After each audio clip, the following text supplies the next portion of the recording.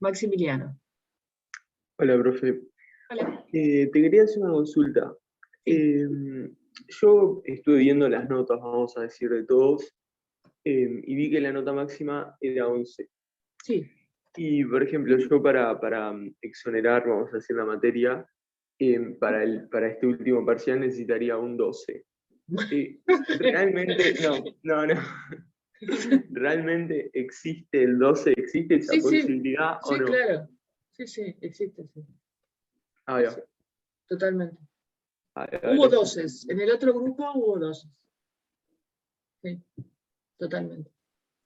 Arriba. No, y además de que existen doces, puede pasarte que tengas, ¿te acordás que lo que comentamos al principio del curso, ¿no? Que podés tener un 8, un 8.3, por ejemplo, y en función de lo que trabajaste en clase, de los trabajos prácticos y de las cuestiones que hicieron en el práctico, en este caso con Marcos, subirte la nota 9. Julián, O sea, profe. ¿ok? Eso también, Julián, no me acuerdo si yo creo que lo hablamos, pero cualquier cosa eso también está, esa es la idea, ¿no? O sea, hay como, no es un redondeo matemático perfecto, o sea, seguro es perfecto si te da, seguro, no va a haber ninguna posibilidad que te baje la nota, eso seguro. Pero a partir de cierto punto, incluso, por eso para mí hacer los promedios es una tarea muy ardua, porque hay muchas veces, me pasó el año pasado, que me quedaron, no sé, 10 o 15 estudiantes con 8.3. Entonces, terminé de hacer eso. Agarré todos los 8.3 y me puse a revisar persona por persona qué trabajos había hecho, cómo los había hecho, cuánto había venido a clase, bla, bla, bla. Fue una cosa así como una tarea terrible, pero me parecía que tenía que hacerlo, porque no eran iguales esos 8.3. O sea, me parecía, claro, podía ser fácil de decir, bueno, ¿cuántos exámenes yo? Pero me parecía que no, yo sabía que no, porque además recordaba las caras, o sea, más allá de que a veces no soy buena, pero bueno, lo que tiene la ventaja de Zoom es que ayuda, que uno puede ver, ver las clases y enseguida se acuerda, ya está, me acuerdo quién es. Y a eso le sumás todos los prácticos y demás que han hecho en este caso con Julián. con Julián. Con Julián. Marcos o Julián. Yo preguntaba más bien porque, claro, viste que no es en todas las materias. O sea, esto que vos planteás, ponele, Sí. recién lo escucho de tu materia. Por lo menos yo, en casi todas las materias Sí. te dicen como, bueno, te quedaste Bueno, con yo lo 80 hago. puntos, ya Sí, está, yo lo te quedaste hago. con 80. Capaz que no, ni siquiera es ni siquiera es todo el curso que lo hace, no es ni siquiera toda la. Hay gente dentro de esta cátedra que no lo hace. Yo lo hago, pero es eso, lo que pasa es que es un trabajo arduo, sobre todo cuando son tantos, pero no lo hago para todo el grupo. O sea, el que tiene 9.3, tiene un 9, listo. No me hagas hacer todo ese trabajo para ver si tenés un 9 o un 10. No, estamos hablando de si aprobás o no aprobás. O sea, si tenés un 7.3 o tenés un 8, tampoco, porque no te cambia la existencia tener un 7 o un 8. Sí te cambia si tenés un 8 o tenés un 9. Entonces, ahí sí yo me tomo ese trabajo, que realmente es un trabajo arduo, de hilar fino, porque me parece que es lo que corresponde. Porque irte a examen o no irte a examen, bueno, es un punto fundamental, ¿no? Porque además, como ya dijimos, el tipo de examen que podemos poner con este sistema, la verdad que es un examen que a mí no me gusta, pero no me gusta, pero no puedo hacer otra cosa. ¿Cómo vamos a poner exámenes a cientos de personas? Básicamente, en principio, no sé, capaz que después son presenciales, vamos a ver, pero incluso aunque sean presenciales, igual siempre hay como un límite, ¿no?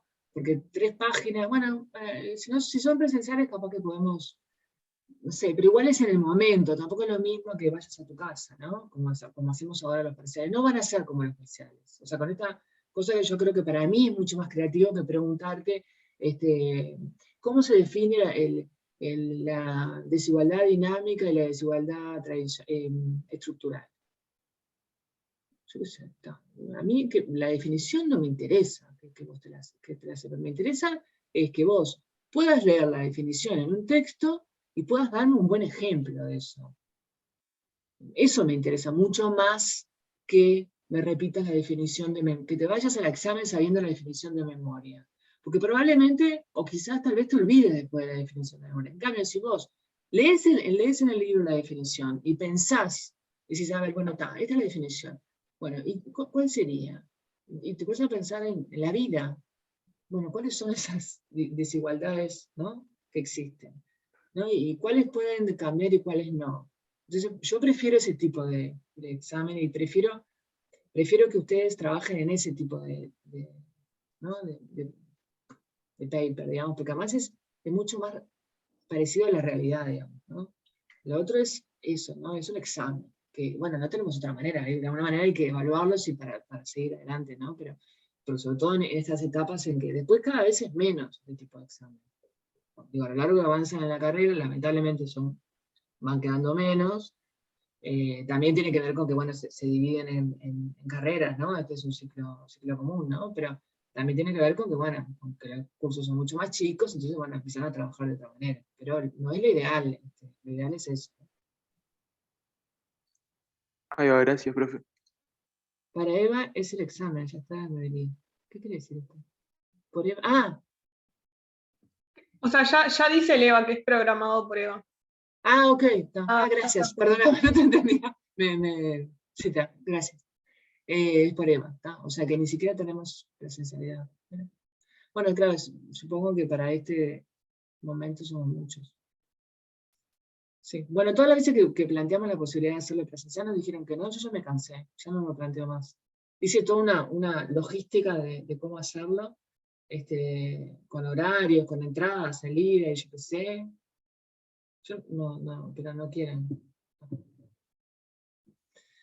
O sea, en un punto para nosotros es mucho más fácil, porque no vamos, no controlamos, no estamos ahí, pero yo prefiero francamente presencial. Pero bueno, entonces empezamos a hacer un repaso y por supuesto, como siempre, me frenan frente a cualquier duda, ¿sí? Voy a presentar el PowerPoint que ustedes ya tienen, ¿sí? Gracias a Patricia.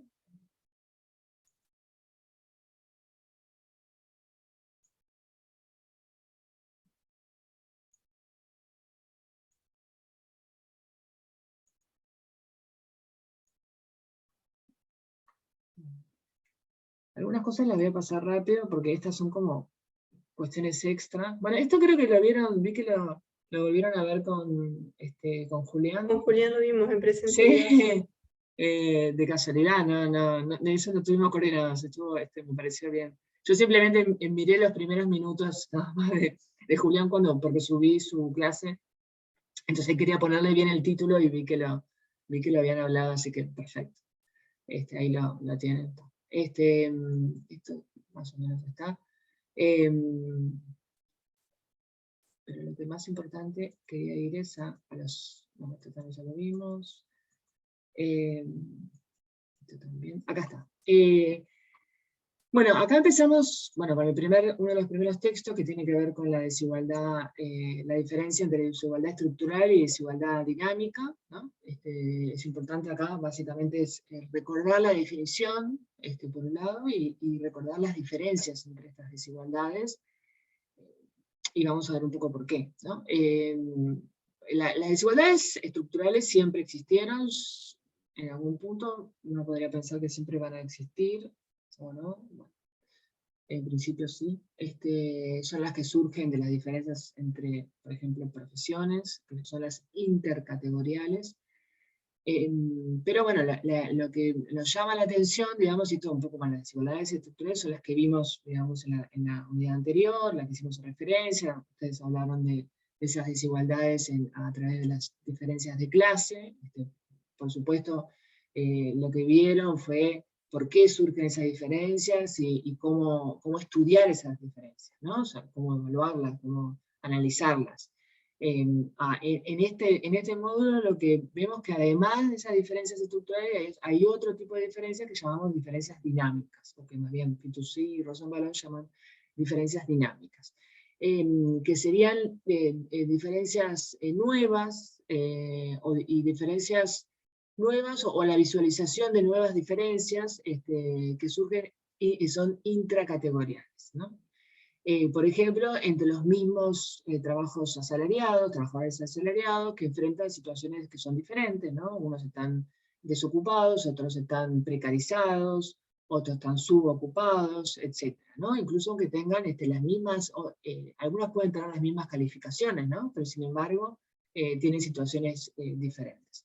Estas desigualdades dinámicas lo que generan, y bueno, eso está bien desarrollado yo creo en el texto, es lo que producen son exclusión, ausencia de pertenencia y en definitiva desestabilizan la sociedad. Ambas desigualdades se incrementan simultáneamente y al mismo tiempo que su legitimidad se debilita. Por supuesto, ninguna de las desigualdades son de alguna manera legítimas. Sin embargo, hay una tendencia, esto es un cuadrito como medio ahí armado así como provisoriamente, pero se podría agregar quizás algo más, pero la idea es que la diferencia es básicamente las estructurales son esto, ¿no? De larga data, están arraigadas, son difíciles de cambiar, están de alguna manera, lo que uno puede decir, como interiorizadas en la sociedad, ¿no? A la sociedad en general no le llaman la atención, convive con ella, le parece incluso algo normal, ¿no? Estas grandes desigualdades, ¿no? O sea, la convivencia con esa pobreza estructural, ¿no? Esa pobreza que en principio parecería que no va a cambiar, ¿no? Que no va a cambiar, por lo menos a corto plazo, a mediano plazo, le parece como algo normal, como algo inevitable, además, ¿no? Es visto como algo inevitable en buena parte de nuestra sociedad, ¿no? Bueno, son jerarquizadas entre categorías y obviamente son puestas en evidencia en todo lo que tiene que ver con las estadísticas. Bueno, cuando uno dice que las estadísticas son la pobreza extrema, los porcentajes de indigentes, etc., ¿no? O sea, tiene visibilidad a través tanto de lo que tiene que ver con las estadísticas, y esto es visible hace mucho tiempo, como la visibilidad desde cualquier punto de vista, ¿no? Es la pobreza que todos y todos vemos, digamos, ¿no? Pero a esto se agregan otras pobrezas o otras desigualdades, porque no solo pobreza, estamos hablando también de desigualdades que no necesariamente son pobreza, son desigualdades, ¿no? Porque, insisto, no es solo pobreza, sino desigualdad. Se surgen otras que son, se suman otras a estas desigualdades dinámicas, estructurales, que son las dinámicas, ¿no? Son muy heterogéneas entre ellas, o sea, hay distintos tipos de desigualdades dinámicas, son intracategorías, o sea, dentro de la misma categoría, como ya les mencionamos, hay distintas, por ejemplo, dentro de la misma categoría hay diferencias de sueldo entre mujeres y hombres. Bueno, a mi parecer, esto siempre existió, incluso ahora existe menos que antes, sí, es verdad, pero esto no tenía, por ejemplo, visibilidad. Las estadísticas tendían a ocultarlo, y muchas veces todavía tienden a ocultarlo o a no hacerlo visible porque, bueno, típico, ¿no? Se oculta frente a, bueno, se dice, bueno, las mujeres trabajan menos horas que los hombres, por eso ganan menos. Sí, pero lo que pasa es que las mujeres trabajan menos horas que los hombres porque tienen la tarea de cuidado a su cargo. Entonces, en realidad, estás invisibilizando una desigualdad que tiene que ver con el cuidado, ¿no? Que tiene que ver con que las mujeres quieran trabajar menos horas. En tu caso, tienen que trabajar menos horas porque tienen que hacer una tarea que los hombres, una tarea que no se reparte de igual manera entre hombres y mujeres, ¿no? Entonces, esa es una manera de invisibilizar esa desigualdad, digo por nombrar una, ¿no? Pero además surgen otras, ¿no? Por ejemplo, el trabajador, en Uruguay puede pasar un poco menos porque hay un mayor control sobre, por ejemplo, los trabajadores, todo lo que tiene que ver con el trabajo manual, digamos, los trabajadores de la construcción, ¿no? Es un sindicato bastante fuerte, bueno, entonces hay una tendencia en que en general tienen cierta cobertura, pero están aquellos que sí la tienen, ¿no? Que están en blanco, que están formalizados, como corresponde decir, ¿no? Blancos formalizados, y los que son informales. Son personas que tienen la misma, están dentro de la misma categoría, pero la diferencia entre los que son formales y los que son informales es abismal. Es abismal, ¿no? O sea, la protección que tienen unos y otros es totalmente distinta, ¿no? Por supuesto, ahora vemos otros ejemplos, ¿no? Pero la idea es que se supone, en el caso de las mujeres, uno podría decir que es un buen ejemplo, que ha tendido, es una diferencia, que ha tendido o que tiende históricamente no a desaparecer, pero a mejorar, ¿no? O sea, desigualdad que tiende a mejorar. Si pensamos si lo vemos históricamente, las mujeres efectivamente estamos mejor, esto es discutible, ¿no? Pero por lo menos en lo que tiene que ver con el mercado laboral, digo discutible porque, por supuesto, hay mucha gente que dice que, bueno, que en realidad lo que hicimos fue asumir dobles y triples jornadas a partir de entrar en el mercado laboral, pero bueno, eso es una mirada, ¿no? Porque entrar al mercado laboral también nos salva de otras cosas o nos da otras cosas, además de tener un ingreso propio que no es nada menos. Pero, digo, volviendo al tema, la idea es que estas desigualdades dinámicas son transitorias, en principio, ¿no? Y que en algún momento pasan a ser o una desigualdad estructural, entonces ya deja de ser dinámica, o desaparece como desigualdad. Esa es la idea, ¿no?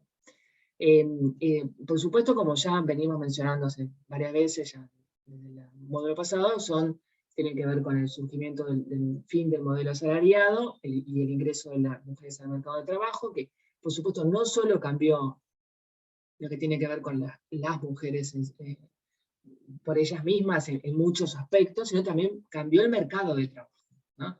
Primero porque el ingreso lo que significó fue que contrataran a las mujeres por el mismo trabajo que hacían los hombres, pagándoles mucho menos. Pero eso, bueno, lentamente fue cambiando en muchos sentidos y en general se ha tendido a que se pague, ¿no? la vieja consigna, que por supuesto eso se logró gracias a las movilizaciones de las mujeres, ¿no? O sea, acá el feminismo fue un puntal fundamental para que las mujeres adquirieran ese derecho, ¿no? Igual trabajo, igual salario, es una viejísima consigna feminista, y por supuesto la logramos todas las mujeres, seamos o no feministas. Y de la mano, por supuesto, de parte del sector del sindicalismo, ¿no? Obviamente. A eso se suman otras desigualdades que también pueden eventualmente llegar para quedarse, como muchas de las desigualdades geográficas que vimos, ¿no? Que ahora vamos a volver a ver cuando hablamos de las personas que viven en ciertos sectores, ¿no? que están estigmatizados, que pueden ser guetos, pero eso como el extremo, ¿no? O hiperguetos. También simplemente vivir en una zona marginal, eso ya supone una desigualdad, ¿no? Si además esa zona se transforma directamente en una zona que se le puede poner distintos nombres según el país, la ciudad, pasa a tener distintos nombres, puede ser, puede ser una villa, pero no necesariamente una villa, puede ser cualquier lugar que muchas veces es abandonado por el Estado, donde de repente empieza, digo, que no siempre fue así, ¿no? O sea, de repente una zona que es eso, ¿no? Es abandonada, o por los distintos motivos, ¿no? Por un cambio en la ciudad, en la geografía de esa ciudad. También pasa al revés, ¿no? Zonas que eran muy pobres y de repente por algún cambio, la típica, siempre cuentan, ¿no? La cárcel de Punta Carretas, que de repente dejó de ser cárcel y pasó a ser un shopping. Bueno, obviamente eso significó para toda esa zona una gentrificación, no lo contrario. O sea, las zonas tienen cambios dependiendo de qué pase, ¿no? Con las intervenciones, obviamente en este caso las intervenciones estatales son fundamentales, ¿no? Pero cuando una zona se transforma en una zona pauperizada, vulnerable, donde hay peligro, ¿no? Se asocia con el peligro, con la no seguridad, etc., efectivamente eso suma desigualdad, ¿no? También hay desigualdades eventualmente entre generaciones, empleos que son para los jóvenes, entonces esos empleos que son para los jóvenes son también en general empleos jóvenes, pueden ser mujeres u hombres, son en general empleos muy mal pagos, que no tienen protección. Típico ejemplo es los paseadores y paseadoras de perros, ¿no?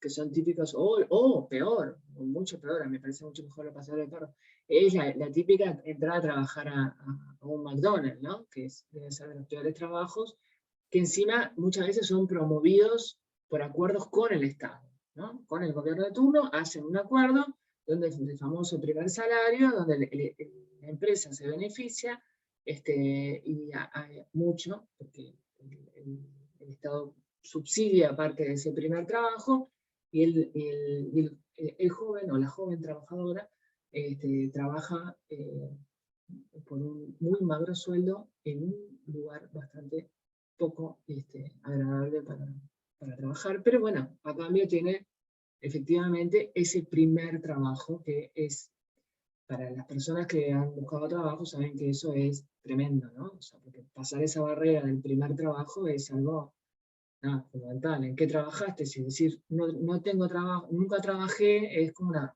un muro, que bueno, hasta que no lo pasás, seguís siendo, o sea, claro, o sea, ¿qué experiencia laboral tenés? Ninguna, y bueno, hasta que no trabajas no voy a tener ninguna experiencia laboral, ¿no? Es una cosa terrible.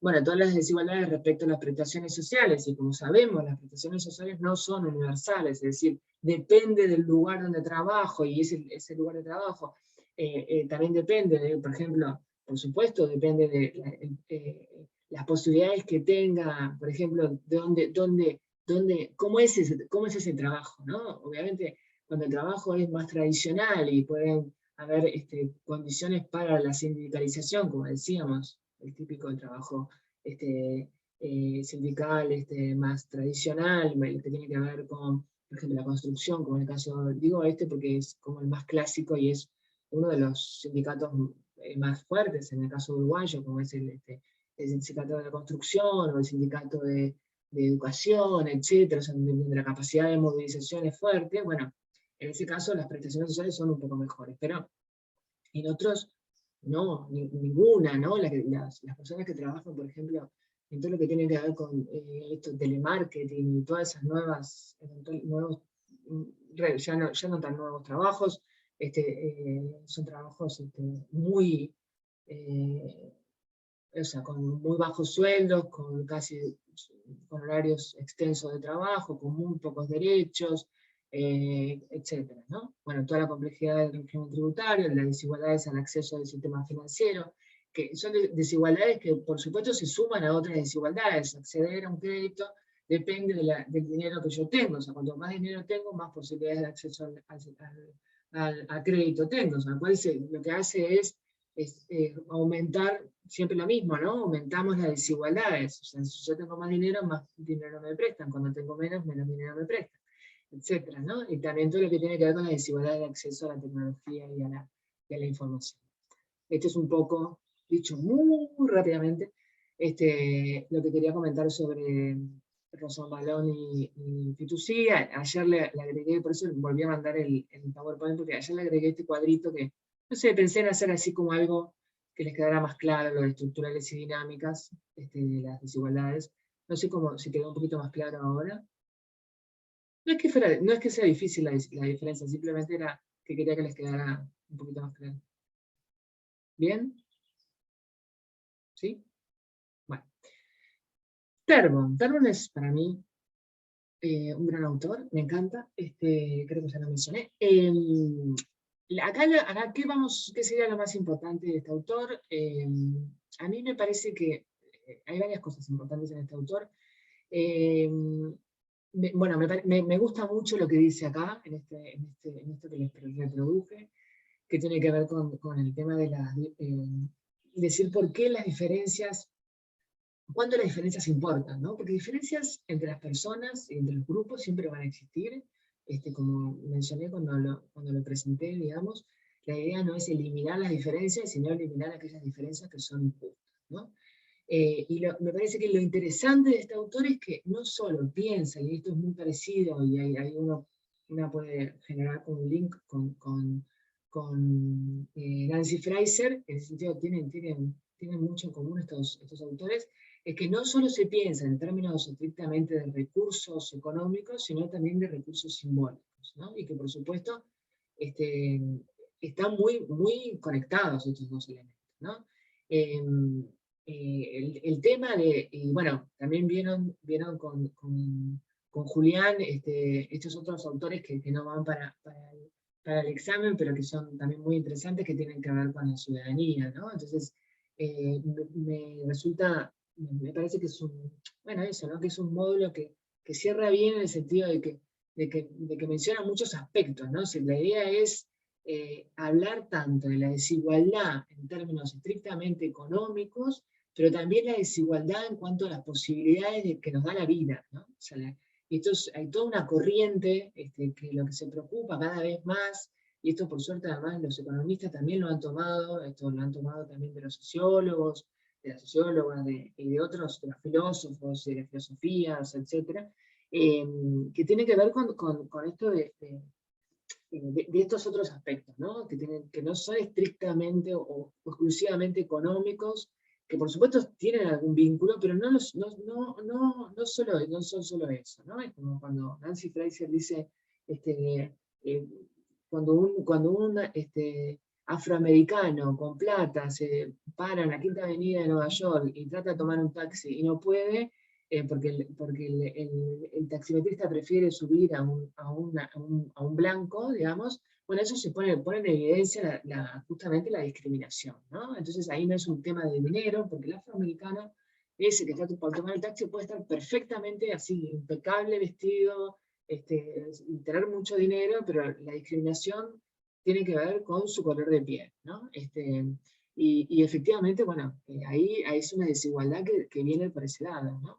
Una discriminación que viene por ese lado.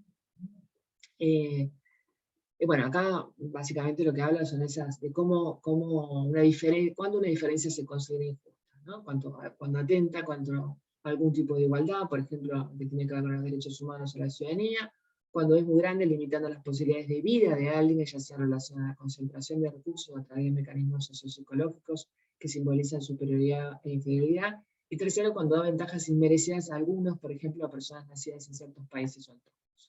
Entonces, cuando pensamos en estos tres elementos, bueno, obviamente nos viene enseguida a la cabeza un montón de ejemplos, ¿no? de estas desigualdades que están, bueno, tan constantemente nos rodean, ¿no? Las desigualdades hacia las mujeres, hacia los homosexuales, las desigualdades que tienen que ver con los inmigrantes, las desigualdades que tienen que ver con todas aquellas personas a las cuales se les violan los derechos humanos, ¿no? En sentido estricto y en todo sentido, ¿no? O sea, no poder acceder a un trabajo digno es una violación de un derecho humano, ¿no?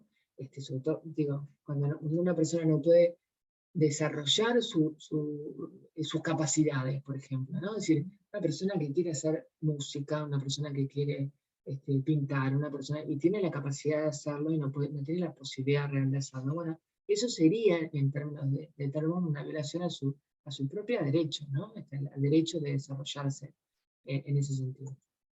Bueno, acá yo simplemente les menciono el enfoque, cómo nace de alguna manera y el vínculo que tiene esta forma de mirar la desigualdad con el enfoque de desarrollo humano que plantea Amartya Sen, que bueno, supongo que lo conocen. Acá simplemente es como no sé, un agregadito que no tienen, esto simplemente por si les interesa, que a mí, bueno, me resulta algo muy interesante lo que él hizo en su momento y lo que sigue haciendo Amartya Sen, justamente por cuestionar la forma de medir más que la cambió, ¿no? Gracias a Amartya Sen se cambió la forma de medir, bueno, por eso ganó también el premio Nobel, ¿no?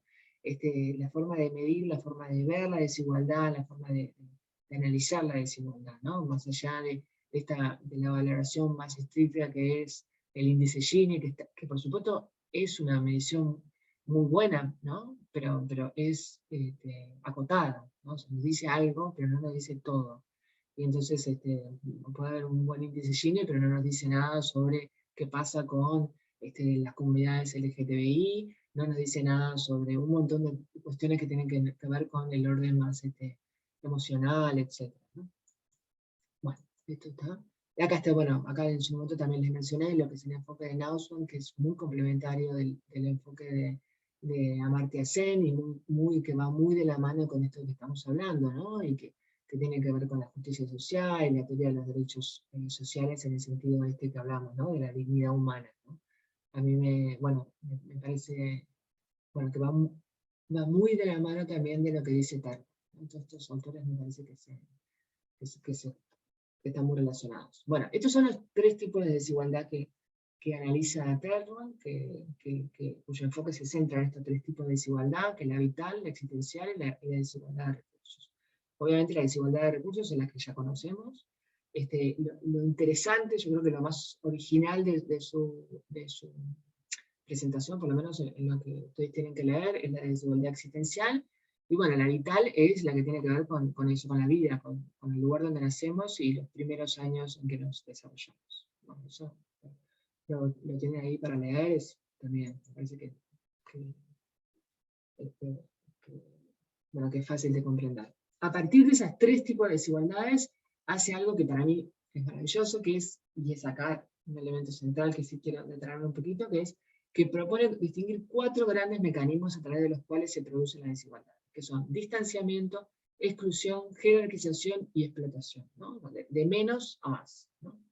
Y entonces, bueno, obviamente estos mecanismos están entrelazados y son acumulativos, ¿no? Entonces el punto de vista de partida sería el mecanismo de distanciamiento. Entonces se crean desventajas entre sujetos en condiciones iniciales más o menos equitativas. O sea, partimos del mismo punto, pero empezamos con primero ese distanciamiento, ¿no? Y que transita progresivamente hasta la exclusión. O sea, que la idea, que pone barreras, obstáculos a aquellos que ya están en situaciones de ventaja. La jerarquización, que institucionaliza la barrera de exclusión como divisiones entre superiores e inferiores, y por último la explotación, que permite la extracción de los recursos de los sujetos inferiorizados, subordinados, en beneficio de los sujetos dominantes. Y entonces él plantea un cuadrito que es absolutamente claro, y en esto alcanza con que lo revisen para entender muy claramente a qué se refiere, ¿no? El distanciamiento, exclusión, jerarquización, explotación, ¿no? Y acá cada uno de las agencias, ¿no? La agencia directa y el mecanismo por el cual se realiza cada uno.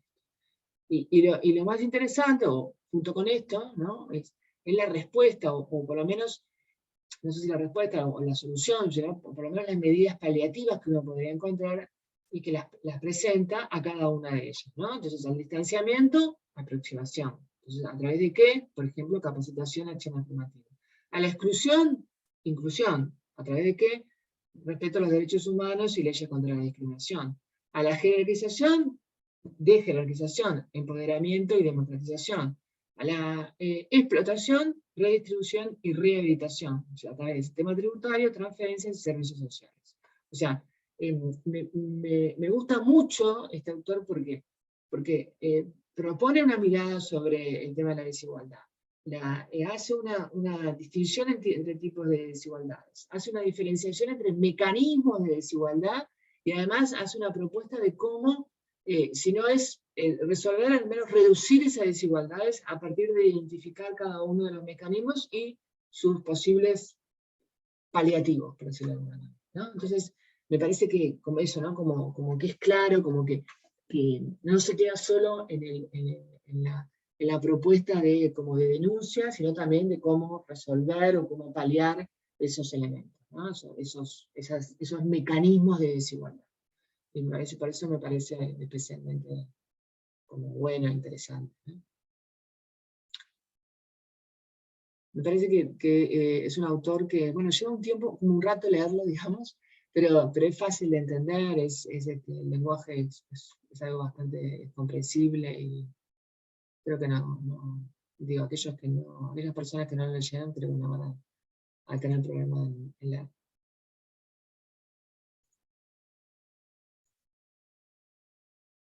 ¿Vamos bien? Sí. ¿Sí?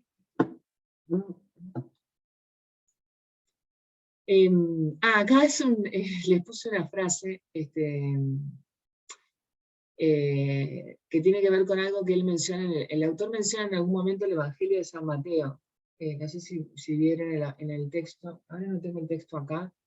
Entonces, por las dudas, para aquellos que no conozcan el Evangelio, como yo, le puse la frase a qué se refiere, porque a cualquiera que tiene se le dará y tendrá más, pero aquel que no tiene, a esto se refiere la frase que van a ver que en algún momento él cita el Evangelio de San Mateo, digo, porque yo tampoco entendía la referencia y la entonces se lo puse. Bueno, la idea entonces, básicamente, para como redondear estos puntos, tiene que ver con el énfasis en los aspectos relacionales de la desigualdad, no solo los atributos, el reconocimiento del hecho de que la estructura de la desigualdad o estratificación es más,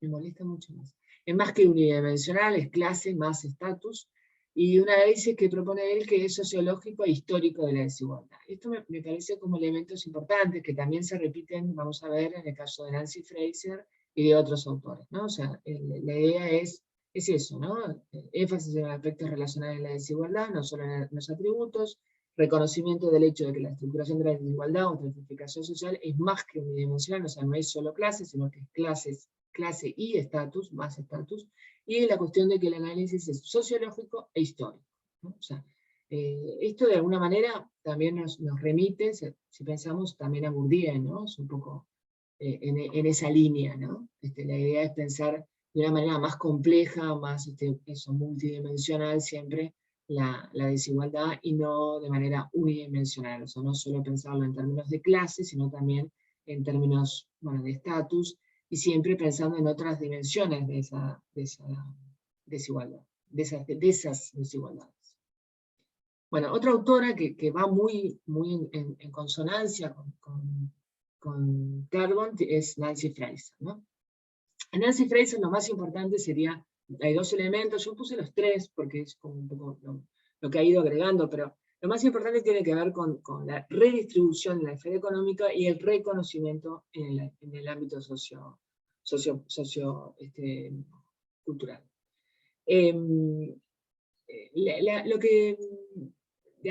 Lo más importante yo diría que es que lo que nota ella, lo que quiere poner ¿no?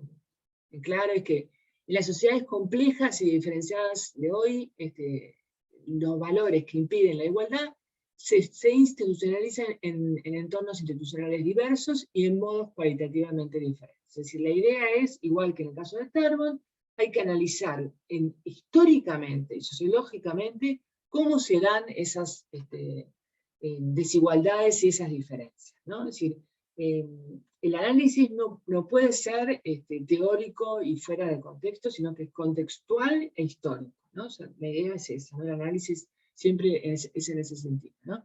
Y ella apela, digamos, a esta idea de reconocimiento, y lo que quiere decir cuando habla de falta de reconocimiento, no significa necesariamente desprecio, o que muchas veces va, por supuesto, de la mano del desprecio, pero no significa necesariamente desprecio o deformación de la identidad de grupo, sino subordinación social, ¿no? Yo subrayaría esta idea, ¿no? Es subordinación social, en tanto que imposibilidad de participar como igual en la vida social.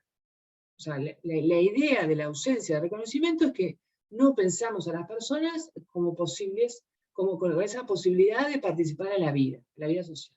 Y entonces para remediar esta injusticia sigue siendo necesaria una política de reconocimiento, ¿no? Esta yo diría que es un punto fundamental, un lado fundamental, ¿no? La idea de la necesidad de reconocimiento. Por supuesto, al lado, junto con el reconocimiento, uno podría pensar también, o uno tiene que pensar la redistribución en la esfera económica. Entonces, hay como al menos dos dimensiones, uno puede pensar en la tercera, que también la puse acá, pero no es lo central. La segunda tiene que ver con la redistribución en el ámbito de lo económico. O sea, básicamente la preocupación de Nancy Fraser tiene que ver con cómo restituirle esa valoración a las comunidades bivalentes que sufren este doble problema, ¿no? Este problema de la falta de reconocimiento, y que además sufren el problema también de la cuestión de la redistribución económica, de la ausencia, o sea, que son también sufren el problema de la redistribución económica. Bueno, ¿cómo hacer para cambiar estos dos elementos, ¿no? Por supuesto, hay dimensiones que tienen que ver con el orden de lo cultural, pero también hay formas de cambiar esto que van de la mano de la intervención del Estado, ¿no? Esto me parece como algo fundamental. O sea, hay cuestiones que van por el cambio a partir del modelo institucional, y que llevan eso a un cambio cultural, ¿no? Y esto lo quiero bajar de alguna manera, antes de seguir con lo más teórico, con lo que ha pasado en Uruguay, ¿no? Que me parece que en esto es un ejemplo muy interesante, muy interesante. En Uruguay, bueno, lo vimos en clase a esto, pero por ahí no estuvieron todas y todos. Se aprobó una agenda muy amplia de derechos, muy amplia, es yo diría las más amplias de América Latina, sino la más, creo que, bueno, yo creo que la más amplia, me animaría a decir que la más amplia de América Latina. Podría, bueno, está el tema de la cuestión indígena, que bueno, en el caso de Uruguay no se planteó, pero es de las más amplias de América Latina. Que incluye algunos, acá yo simplemente puse algunos ejemplos. Yo armé un cuadrito por ahí, si quieren después se los mando con toda la agenda, con la agenda bastante completa de todas las leyes que se aprobaron, que realmente son muchas. Y además es interesante porque es una agenda aprobada por la enorme mayoría del Parlamento uruguayo, ¿no? O sea, más allá de quien lo planteara, la enorme mayoría del Parlamento uruguayo acompañó estas leyes, algunas leyes por todo el Parlamento, el 100% del Parlamento. No todas, pero algunas sí, ¿no? Pero voy a poner algunos ejemplos, ¿no? Primero recordemos que dice Nancy Fraser, que habla de comunidades bivalentes como comunidades que se diferencian en virtud tanto de la estructura económica política como de la estructuración de la valoración cultural de la sociedad. O sea, si bien Nancy Fraser, como ustedes saben, es conocida y reconocida como una feminista muy importante en Estados Unidos, con una agenda que tiene mucho más que ver efectivamente con Estados Unidos que con América Latina. Esta idea de reconocimiento y redistribución es tomada también por América Latina, a veces con otros nombres, pero ha sido muy retomada por las feministas de América Latina, no necesariamente otros aspectos, pero ese sí, porque justamente va al punto de lo que sucede con muchas mujeres, ¿no? Muchas mujeres no, con las mujeres, que lo que sucede con las mujeres.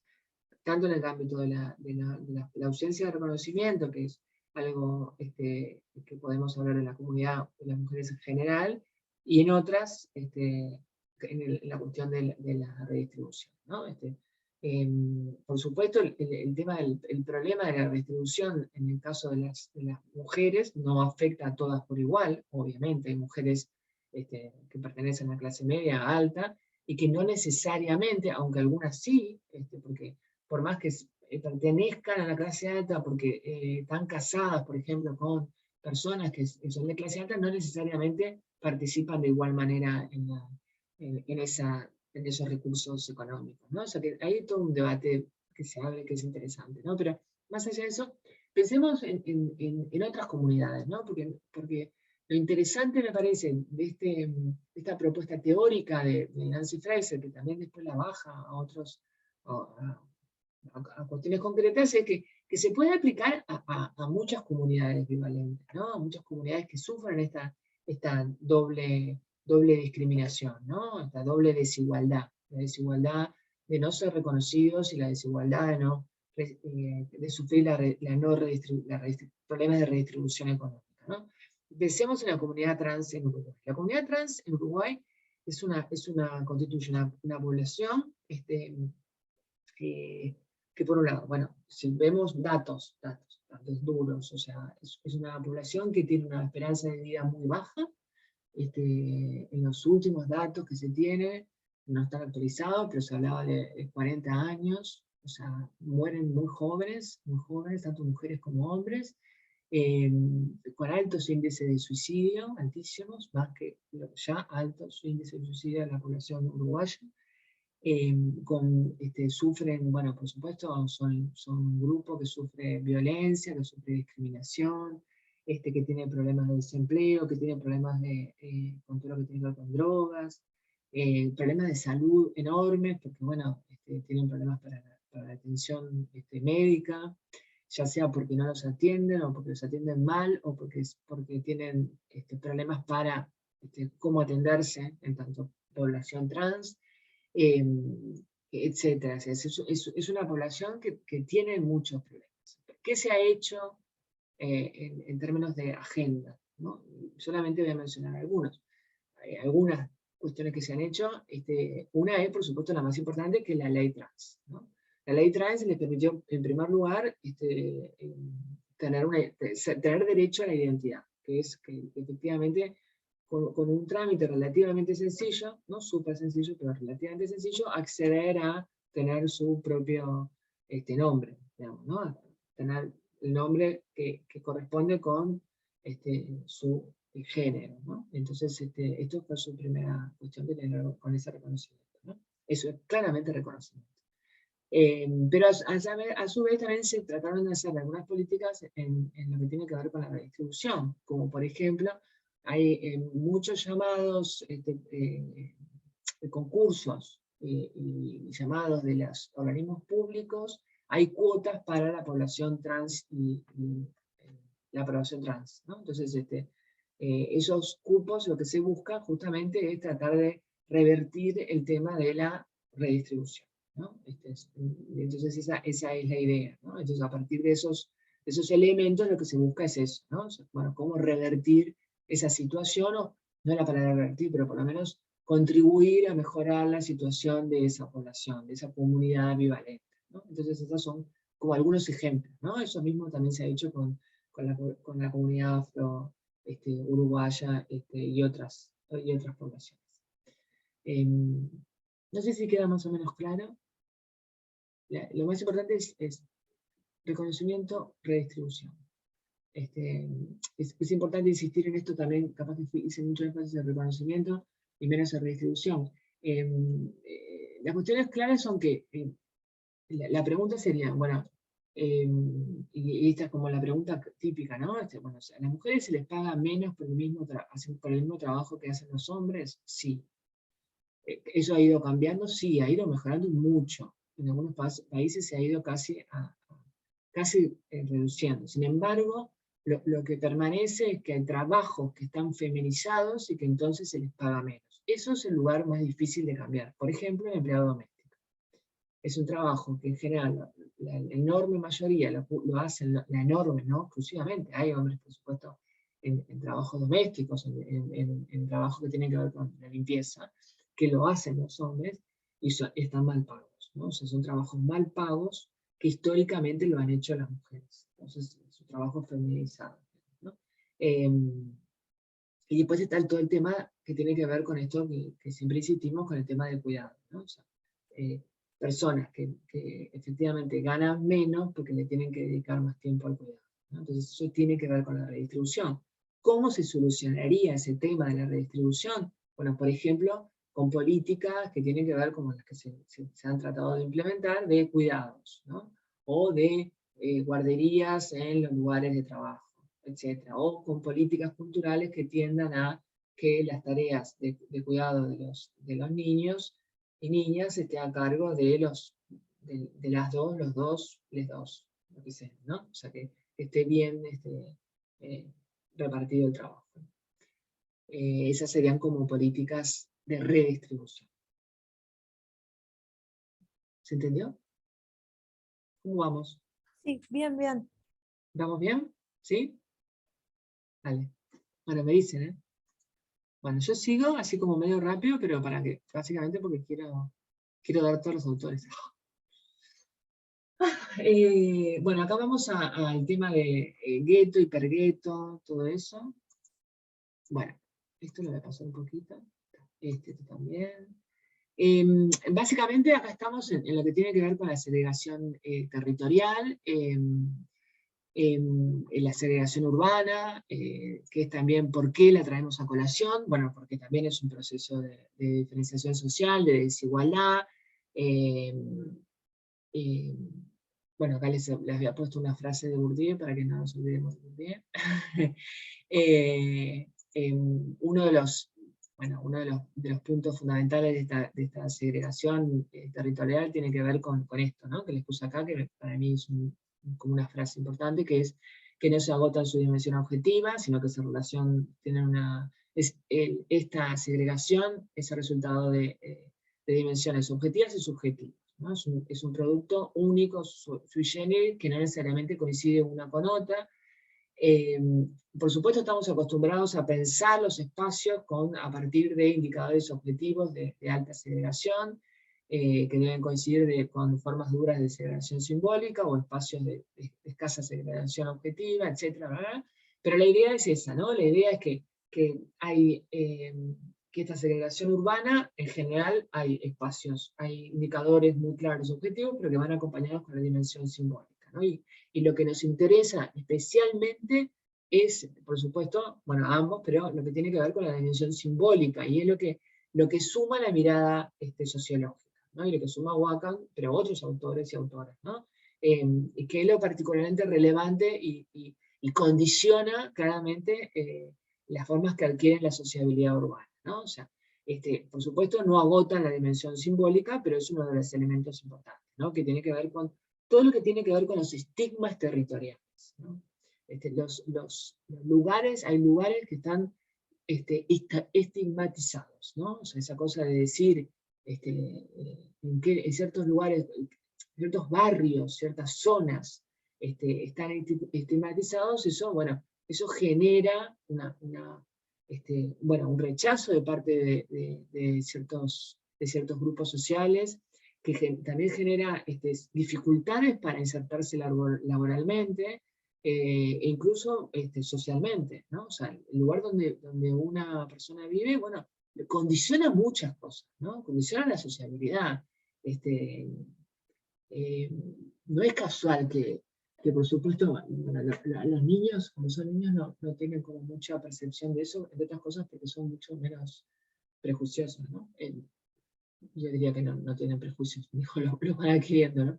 Pero los adolescentes claramente, ¿no? Porque empiezan a percibir, y lo perciben muy fuertemente, esta cosa, ¿no?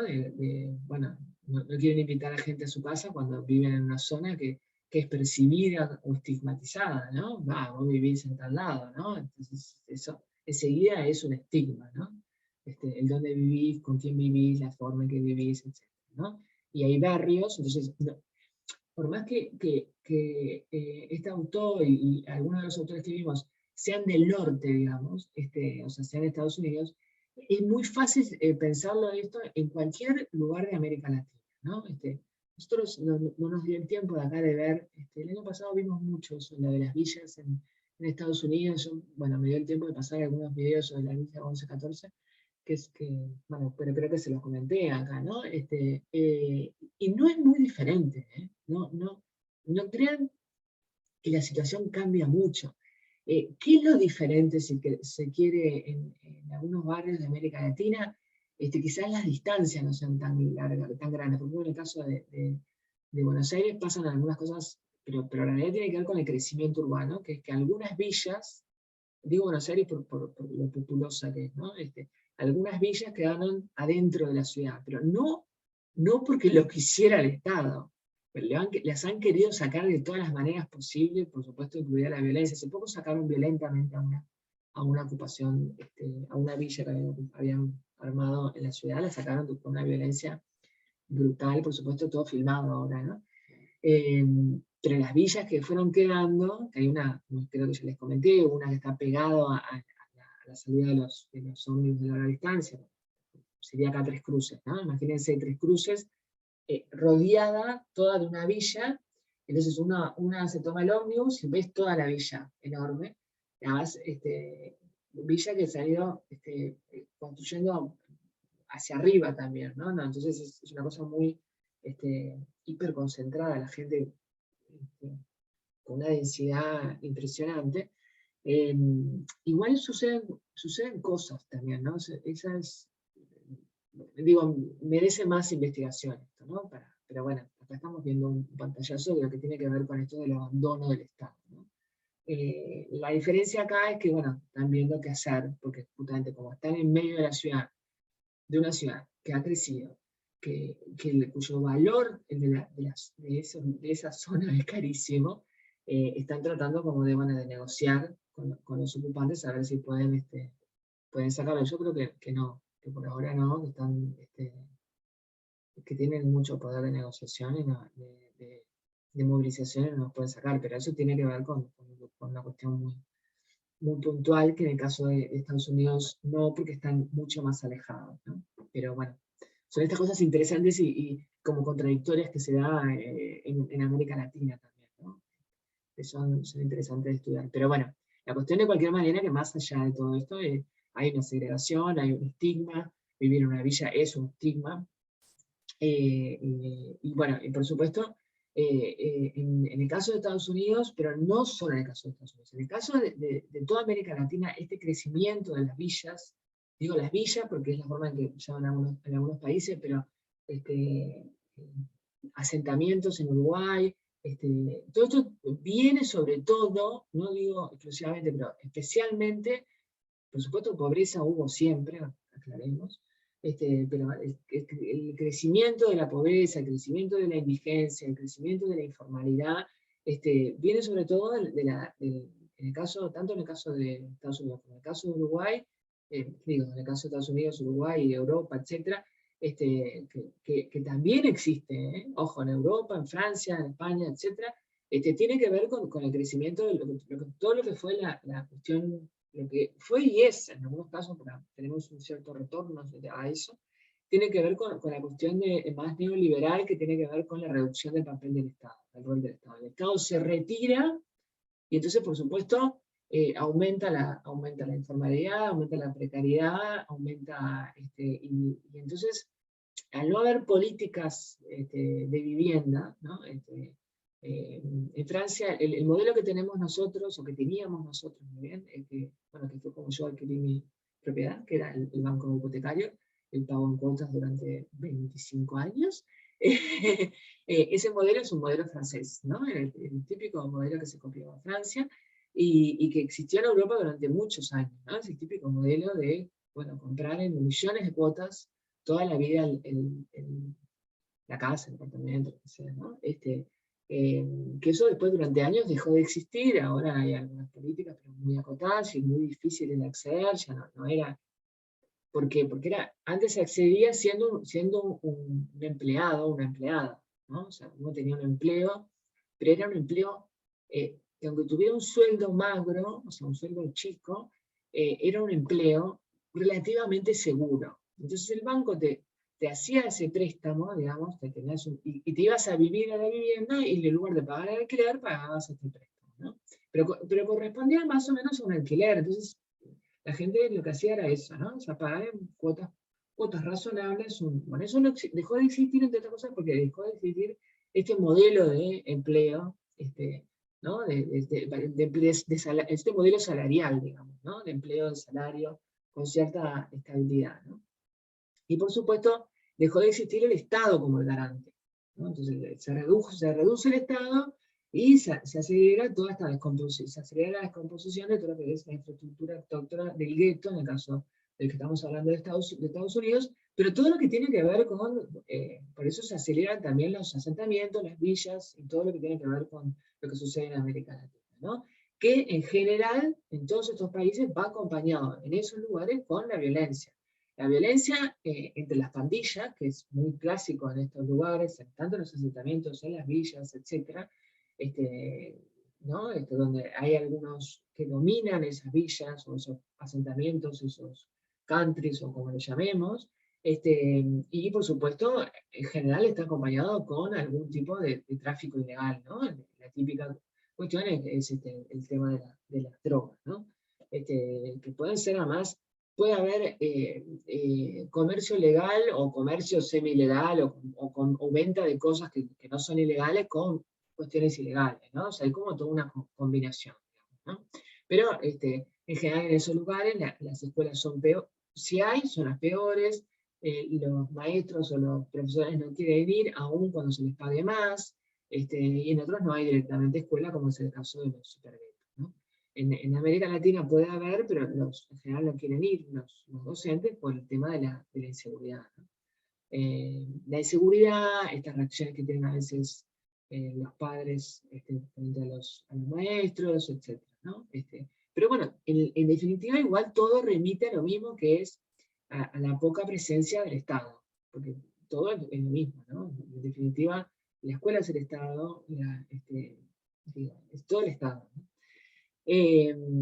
Por supuesto, en el caso de Estados Unidos, hay además un aumento de las penas y la cantidad de personas pobres privadas de libertad, y un alargamiento de las penas de los afroamericanos. Como ya sabemos, hay muchos más afroamericanos en las cárceles que blancos. Esto no tiene que ver, por supuesto, con que los afroamericanos sean más delictivos que los blancos, sino que tiene que ver con que se tiende a penalizar mucho más a los afroamericanos. Por supuesto, además tienen un sistema de defensa, los blancos que no tienen de defensa, me refiero a abogados, etcétera, para no ir presos o para ir mejor. Y por supuesto a esto también se le suma cada vez más todo el tema de los inmigrantes, ¿no? Muchos inmigrantes empiezan firmando declaraciones de culpa sin saber ni siquiera, por supuesto, lo que están firmando, porque bueno, no saben inglés, le dicen que firmen y firman, no tienen la menor idea de lo que están firmando. Los habitantes de estos lugares son individual y colectivamente más pobres que hace 30 años, y lo mismo sucede en estos asentamientos, en estas villas y demás. Hay una aceptación de la teoría neodarwiniana del éxito social, es decir, esta idea que también ya hablamos, ¿no? La idea de que la gente es pobre porque algo hizo por ser pobre. Hay una idea de que el éxito es el premio al esfuerzo personal y al esfuerzo de nuestros padres. O sea, hay como un olvido, digamos, del punto de partida, de todas las desigualdades vitales, ¿no? De las que habla Terborn, de todas las desigualdades que van sufriendo las personas a lo largo de eso, de su vida.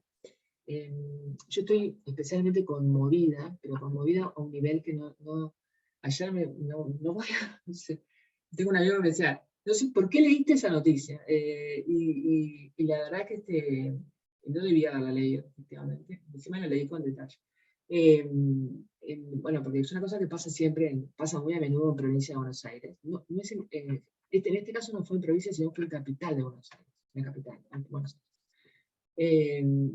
Que es un típico que pasó, no sé si la habrán escuchado, no tienen por qué, lo habrán escuchado de un chico que venía de un partido de fútbol en un auto con 4 amigos, y la policía, vestida no de policía, vestida de civil, les da les dice un alto, les dice que paren, pero no, está vestida de civil en Buenos Aires, que todo el tiempo hay robos. Los chicos se asustan, jóvenes, o sea, jóvenes como ustedes, el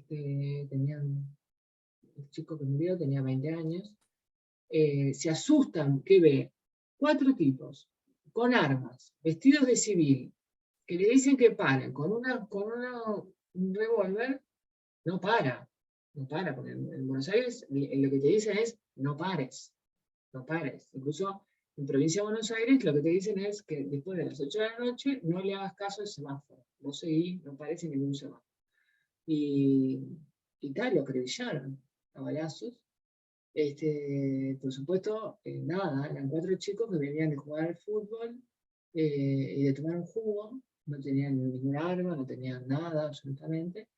Y nada, y los policías, bueno, nada, ahora, bueno, supongo que irán presos, ¿no? Pero, ¿qué es lo que los mató? lo mató la desigualdad, porque los chicos, los 4, si vos ves la cara, eran 4, eran 4 de provincia de Buenos Aires, que claro, no son los típicos blanquitos de la calle Recoleta, ¿no? Digamos, ¿no? Entonces, son morochos, por decirlo así, ¿no? Morochos, claro, un auto que no les correspondía, ¿no? Entre comillas. Y bueno, claro, los amigos bajaron la cabeza, pero claro, el que manejaba no podía bajar la cabeza, y el chico de 20 años lo mataron. No hay ninguna justificación posible, no, el gobierno de la ciudad salió a pedir disculpas. Bueno, pero es eso, ¿no? Le mató la desigualdad, le mató el prejuicio de creer que estos jóvenes en un auto, nada, tenían que tener drogas. Por suerte alguien filmó, salió corriendo cuando pasó esto, que además no era de noche, tampoco era de día, una cosa, todo era absurdo. Alguien llegó a filmarlos, entonces no les pusieron nada, porque la típica es cuando pasa algo de eso, lo que hacen es que les meten droga en el auto y entonces después salen a decir que en realidad estaban ocultando droga y por eso, pero en este caso ni siquiera les dio el tiempo a hacer eso. Y bueno, nada, quedó en evidencia, ¿no? Pero bueno, esto sucede hoy, sucede todo el tiempo. En fin, bueno, perdón esta pequeña divulgación, pero me quedé tan mal que no tenía que compartirlo. Bueno, entonces esta miseria modernizada, digamos, ¿no? Esta es un poco la nueva dinámica, hay un resurgimiento de la desigualdad social, esta dinámica macrosocial, en términos de dinámica política, la mutación del trabajo asalariado a tipos de trabajo, como ya vimos, pauperizado, trabajo, bueno, donde hay una rotación constante del trabajo, de un trabajo precarizado, un trabajo inseguro, un trabajo, bueno, eso, que no tiene y que además, al tener esta característica de trabajo, la posibilidad de acción colectiva, la posibilidad de sindicalismo, la posibilidad de generar derechos es poca, ¿no? En términos de dinámica política hay una destrucción del estado de bienestar, con pocas posibilidades de reconstrucción, y mucho menos, bueno, después de la pandemia. Y en términos de dinámica espacial hay una concentración y estigmatización. O sea, lo que sucede con los viejos y nuevos pobres, y esta es una gran diferencia, porque la clase trabajadora vivía en barrios, en el caso de Montevideo es muy fácil, ¿no? O sea, vivían en lugares que tenían como una dignidad, ¿no? Una historia, por ejemplo, La Teja, ¿no? El Cerro. O sea, hay zonas de ese Montevideo que son zonas con historia, ¿no? Que tienen como eso, ¿no? Como una dignidad, la gente se siente orgullosa de La Teja, ¿no? O sea, es un barrio, por supuesto no es Pocitos, ¿no? Pero a la gente que vive en ese lugar, trabajadora, que trabajó toda su vida, que tiene la casita, que no sé qué, no es un barrio marginal, no, es un barrio de gente trabajadora, diríamos, ¿no? O sea, la típica frase, ¿no? Es un barrio de gente trabajadora. Y lo mismo no todo el cerro, pero algunas zonas del cerro, no sé, Sayago, no sé, hay como, digo, no quiero nombrar todo el barrio, porque además soy bastante mala con los barrios, pero está lleno de barrios que no son ricos, ni siquiera de clase media, ¿no? Igual van un poco cambiando, ¿no? Pero que tienen entidad, ¿no? Que tienen el barrio sur, Palermo, etcétera, ¿no? Son barrios que, que tienen esta cosa de sentirse barrios, bueno, en esos barrios ya no están, por supuesto, estos nuevos pobres, ¿no? Todas estas personas marginadas no están en esos barrios. Están en barrios realmente donde no es que no llegue, pero bueno, muchas veces tienen problemas para la recolección de basura, los lugares donde no quieren ir los taxis, los lugares donde no quieren, hay problemas para que a veces lleguen los ómnibus, o no quieren hacer ciertos horarios, los ómnibus, etcétera, ¿no? O sea, donde el Uber no quiere llegar, ¿no? O sea, no quiere ir. Bueno, a esos barrios me se refiere, ¿no? O sea, son barrios estigmatizados, no es el caso de estos barrios que mencioné, son otros barrios los que están estigmatizados. Y por supuesto esto lo mismo pasa claramente en Estados Unidos, ¿no? Bueno, acá creo que a ustedes también les mostré, ¿no?, un pedacito del video de aporofobia. ¿Sí, no? ¿Paula?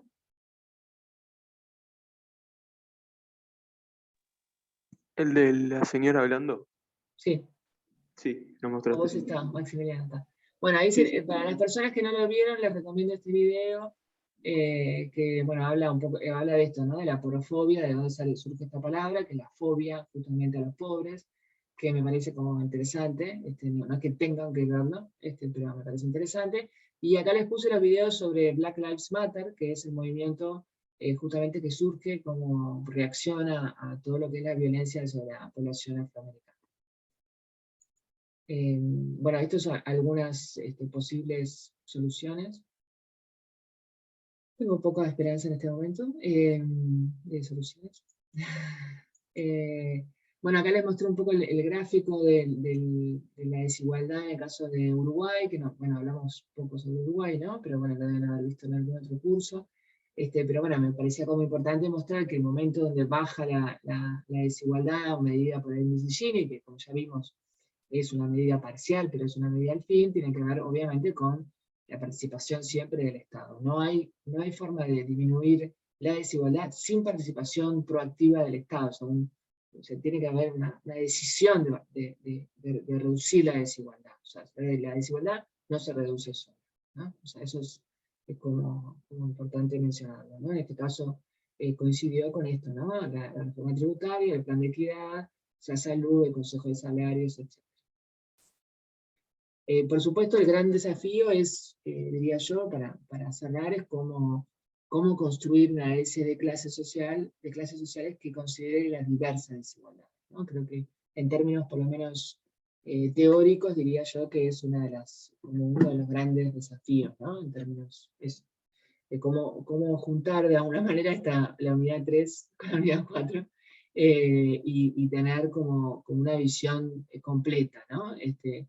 Creo que de alguna manera Terwin lo hace, Nancy Fraser lo hace, pero bueno, siempre queda algo, ¿no? Que como que a uno le gustaría sumar a esa cuestión, sobre todo porque, bueno, obviamente estamos hablando de teorías que son básicamente, en este caso, del norte, digamos, ¿no? Deberíamos como sumarle, o por lo menos pensar también desde el sur, ¿no? Que hay por supuesto literatura del sur, pero no hay tanto, hay más trabajos específicos de América Latina, ¿no? No hay tanto como una teoría, no hay tanto una construcción teórica alternativa a estos trabajos, decís, bueno, puedo poner este texto teórico para pensar las desigualdades desde el sur, ¿no? Entonces lo que falta es esto, me parece a mí. Pero se me fueron algunos. Se me cayeron algunos estudiantes. Bueno, no sé si les quedó un poco más claro. Fue un poco veloz, pero me gustaba la idea de como que quería mostrarles un poco a todos las autoras y los autores pensando en el parcial, ¿no? No sé si les quedó claro. No en los últimos dos, porque bueno, lo vieron con Julián y ahí le subí también la clase, entonces, bueno, me parece que con eso alcanzado. Lourdes, ¿me querías decir algo? No, yo lo que pasa, mira, que me inscribí y volví, porque quería estar en la última clase, porque bueno. Igual escuché bastante, ahora después miro para atrás lo que me faltó. Ok. Bueno, y creo que, si no me equivoco, ya está subido. Me voy a fijar, pero creo que ya... Ya está la pauta. Sí, ya está la pauta. Sí. Sí, ya está subida, así que tienen un poquito más de de tiempo. Ay, qué suerte. Sí, ya está. Ya está pronta. Creo que no van a tener ningún problema con la pauta, la verdad que es una pauta, me parece sencilla.